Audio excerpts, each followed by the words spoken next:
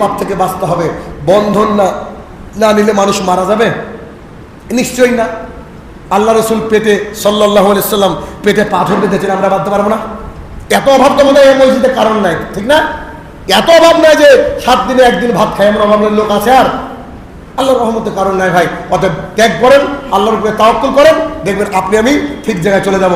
অতঃপর তিনি বললেন, একটা কোথায় ঢুকলেন বলেন তো? বিশাল এক বাগান, সুন্দর বাগান। বাগানের নিচে ওই গাছের নিচে একজন ব্যক্তি বসা ছিল। তখন তিনি জিজ্ঞেস করলেন, কে? তো বলছে, উনি হচ্ছেন ইব্রাহিম আলাইহিস সালাম, সুন্দর চাঁদের মতো দেখতে। আর পাশে বাচ্চাগুলা কারা? এরা হচ্ছে জান্নাতের বাচ্চা। কারণ ছোটবেলায় বাচ্চা মারা গেলে তারা জান্নাতি, হিন্দুর হলেও জান্নাতি, খ্রিস্টানের হলেও জান্নাতি। কেন বলেন তো? প্রত্যেকটা বাচ্চাই মুসলমানের হয়ে জন্মগ্রহণ করে, ইসলামের উপরে জন্মগ্রহণ করে, ওর বাপ মা ওকে কাফের বানায়।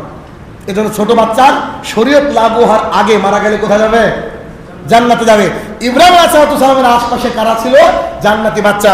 তখন বললেন যে ওই ব্যক্তি